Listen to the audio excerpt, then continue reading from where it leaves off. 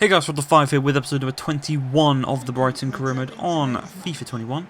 We have equalled the Monaco career mode in terms of episode length and kind of how many we've done in the playlist, but we are not done with this Brighton one. I'm really enjoying the Brighton career mode. We've got a good squad. We're approaching the January transfer window of the second season, and we're kicking off against the main men in the Tottenham squad here today with the injury in the previous episode to Tosin Adarabioyo, meaning that we are no longer playing that 5 at the back system. We've moved into a 4-3-1-2, and it's not looking good. It's a bit like when Wolves, they went from their 3 at the back to their 2, and it just didn't quite work out for them. Seems to be a similar fate for ourselves as Harry Kane plays through Paredes. 2 chips on Sam Johnson in this game.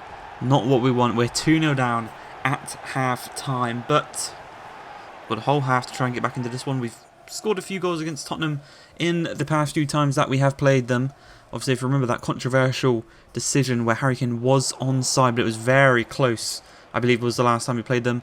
And we've got a chance here for Maupay. Scores against his fellow countryman in Hugo Lloris just before the hour mark. So we've got just over 30 minutes to try and find that second goal and maybe even push on for a third to win this game. You can see it's the next game against Liverpool, but almost conceding a third there instead of trying to score a third.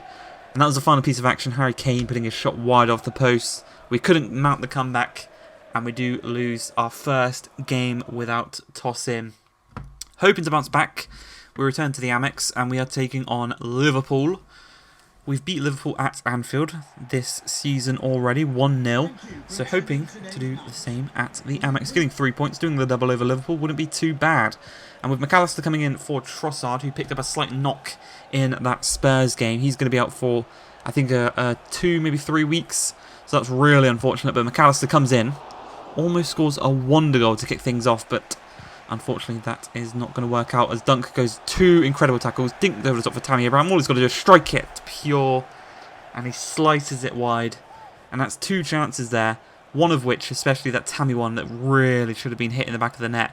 But Viox, against his former team, beats out Trent Alexander-Arnold and starts a little counter-attack. We've got 4 men there. Somehow, Tammy gets pushed off the ball. Really got to be doing better there. Maybe hit the gym and use your strength a bit better there. But Wagnerman has his ball intercepted by Ben White. He's surrounded by players. Divock Origi pounces on that and tucks the ball into the back of the net. Nothing Ben White could have done there. He was absolutely surrounded. 3 players there.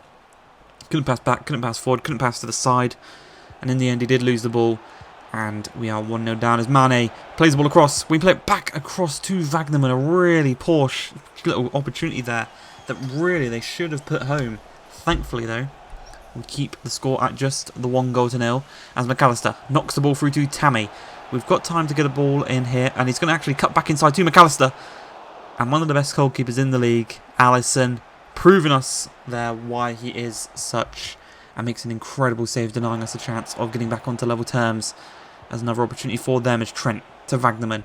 Wagnerman back out wide to Fabinho. Fabinho looking to play the ball inside, finds Origi. Origi's going to dink it through to Mane to make it 2. Very similar to the Harry Kane chance. This time, though, it was once again put wide. And once again, we look to counter with 3 minutes remaining. Tammy on the ball. Cuts past Boateng. Going for that near post. And again, Alisson makes the damn save. And that's going to be it.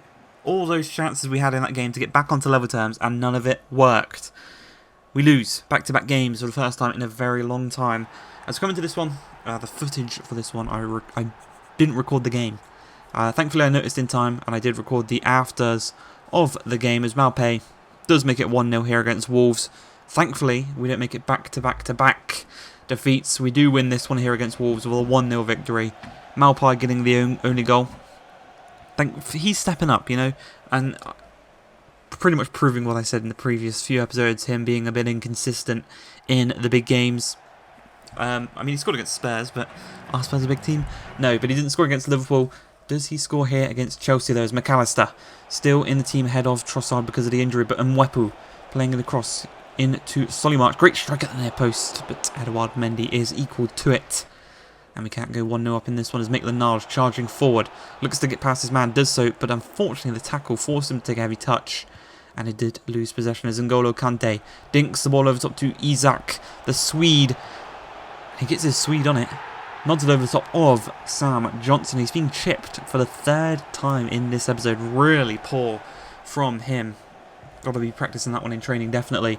But we do intercept the ball here as they try and clear it upfield. The Ox up to Neil Maupay. Can he score in this one? It's McAllister. Knocks the ball through to Mwepu on his weaker left foot.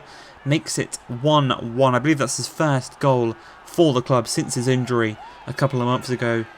In his debut in the Europa League against Molde, he went down with that broken toe, I believe it was. And thankfully he's back. Thankfully he's got him in the midfield 3 alongside Maitland-Niles and Oxlade-Chamberlain. Somehow Tammy misses that. Somehow. I don't know how. He just missed it. It's Tammy. Sometimes he does stuff like that. But Ampadu looking to create a chance here. Finds the Ox. Ox finds McAllister on the turn brilliantly. Strikes in again. Denied by the keeper. He's really good at those shots going right into the top corner. But like Alisson in the previous one, Edouard Mendy does deny us the chance as the final whistle is blown. Thankfully, we don't go back to losing ways and we do draw this one at Stamford Bridge. And we're going to actually go in for a Chelsea player. It's a player that Brighton are linked with in real life. Tino Livramento. He is a right wing back, 19 years of age, 65 overall, which makes him perfect to be a backup for Tariq Lamptey. As we come into this one, negotiated the deal really easily actually with Chelsea, and we come straight into contract negotiation terms. He wants the prospect role, which is what he's going to be. He also wants a 5-year deal, which is absolutely fine, and he's going to take a slight wage cut, but we do guarantee him some more game time than maybe he would get at Chelsea. And we're also going to sign up Alex Priest, 89-94, centre attacking midfield, 5-star, 5-star, 68 overall. Got the medium-low work rates. Really, really good looking player. I thought I'd give him the 92 because I thought that was what Ronaldinho had at AC Milan, but in the end, I thought, bit unrealistic. We'll give him the number 21, and then we'll sort out his look, and we'll see what we can give him. Kept with the boots he already had because I thought they were nice little boots, and we were going to give him the light blue wristband and the white wristband to match the colours of the Brighton badge. And he's going to be making his debut here today in the FA Cup as we look to take on Stoke in the 3rd round.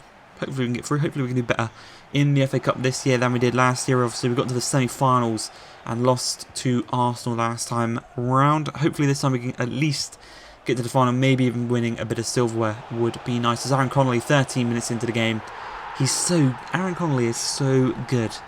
And I'm definitely thinking, now that we are in January, of maybe selling Neil Maupay and promoting Aaron Connolly to be our first team striker when we do play the 2-striker formation. Obviously, our first team is Tammy Abraham. He's first name on a team sheet when we do play any formation with a striker.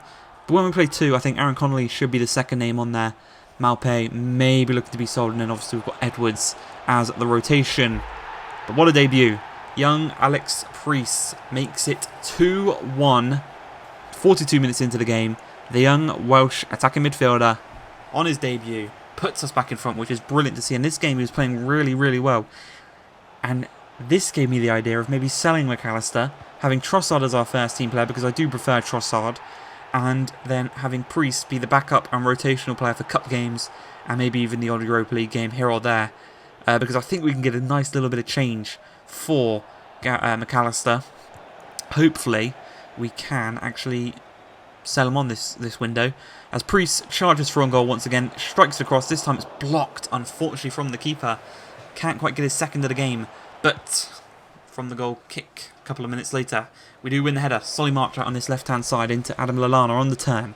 Finds Priest. Priest to Edwards, holds it up nicely, slots it through in the space. Priest is there, and with the outside of his boot, hits it onto the crossbar.